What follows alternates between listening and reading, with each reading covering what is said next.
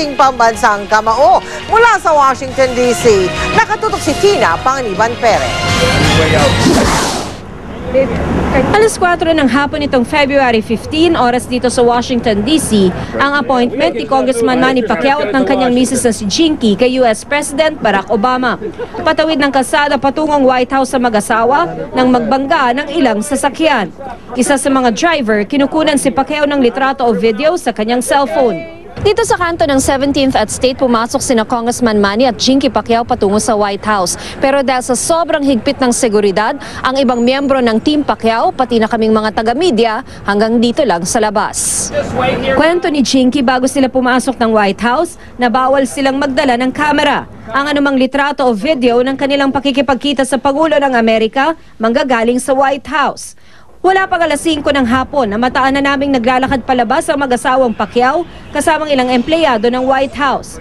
Nagpakuha pa sila ng litrato kasama ng 8th Division World Boxing Champion bago lumabas ng security gate sina Pacman at Jinky. I'm happy. You're happy, That's all right. Mabait. Oh yes, mabait. Okay, nagkamay kayo. Yeah, maraming mga Pilipino din. Maraming mga Pilipino. Yes, mga siguro mga 40 Filipinos. So, nag-picture taking pa kayo? Yes, picture taking pa. Mabilis lang talaga eh. Just meet and greet, no discussions at all. Parang picture taking and then alis na. Usap ng konti. Usap na sandali lang. Nandun din po si First Lady. Wala. Bagamat pareho silang politiko, sabi ni Pacman, hindi raw nila napag-usapan ni Obama ang tungkol sa politika. Pero pinagkwentuhan daw nila ang boxing. We post like as a boxing. I say good luck to my upcoming fight, and I invited him to watch the fight, and he said he's gonna watch. Yeah, definitely he's gonna watch on pay-per-view. He's fan of boxing, ganyan. Nanonood daw siya ng boxing.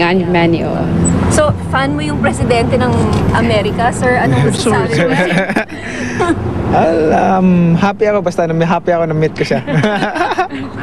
Sasaya rin ang kanilang mga anak dahil may uwi pang souvenir ang mag-asawa na ayon kay Jinky ay galing sa White House kitchen. M&M and with the logo of the president. Nitong umaga, sa Capitol Hill naman nagsadya si Pacman para bisitahin ang ikinampanya niyang si Senator Harry Reid ng Nevada. Hinandugan ng senador ang pambansang kamao na watawat ng Amerika, habang watawat naman ng Pilipinas ang iniabot ng boxing icon sa senador.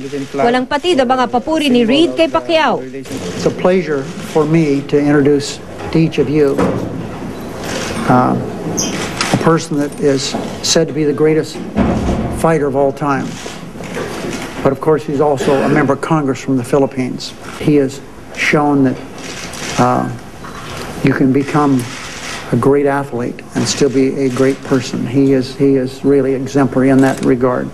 It's my honor to be here in Washington. This is my first time to visit in Washington and to visit in Capitol.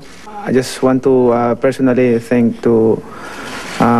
say thank to Senator Red for his help to the Filipino people, and I hope that the relation of the Filipino people in the U.S. will be grow. Dahil tila walang hihigit sa galing, bilis at diskarte ni Pacman sa ring, natanong tuloy si Reid kung gaano siya katagal pwedeng makipagsabayan sa tinawag niyang greatest boxer. Oh, I would give it 5 seconds.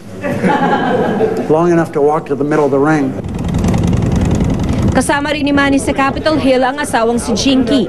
Nagkaroon din ng oras si Pacquiao na dumaan sa pahayagang USA Today sa Virginia bilang bahagi ng press tour para sa laban nila ni Sugar Shane Mosley sa Mayo. Sa ngayon tapos na ang press tour at nakalipad na pabalik ng Los Angeles ang mag-asawang Pacquiao. Mula sa Washington, D.C., Tina Panganiban Perez, nakatutok 24 oras.